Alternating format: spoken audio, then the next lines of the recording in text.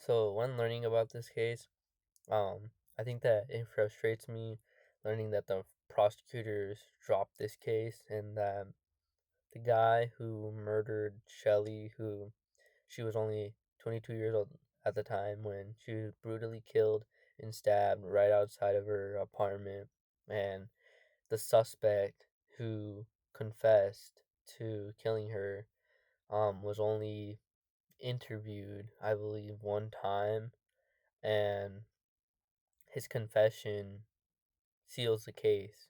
But not only that, like I said, he was only interviewed one time by the investigators, but because I guess they thought his alibi was good, they probably thought that he couldn't possibly really do something like this because he was a former cop, and because we also hear that he would go to spots where he'd go out and eat with former cops and they'd eat and drink. So I feel like the bro code is if for these people or these cops, if you get in some sort of trouble, we'll have your backs. And I think it's disgusting um to hear about that the prosecutors, they dropped the charges, and not only that, that the investigators who investigated this case only asked him one question and didn't think about coming back and like I guess asking more questions.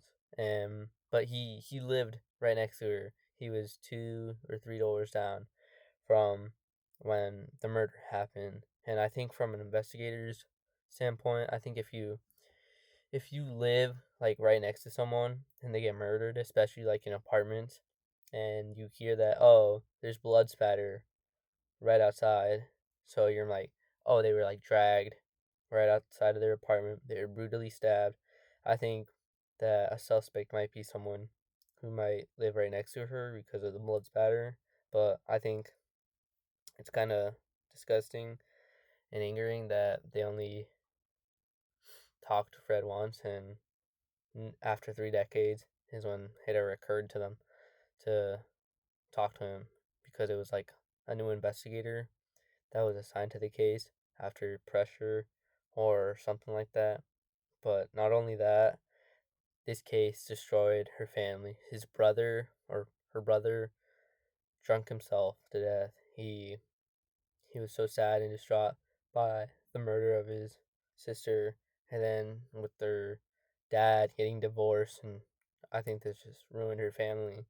And because not only that, they felt like they didn't get some sort of justice. So the prosecutors, they failed them, and they also, our legal system, which is I should say, they said that they would reopen the case, and like they said, 3 decades later, which is a long stretch of time, to re-interview the guy and possibly charge him again for these crimes, which I don't know how that would work.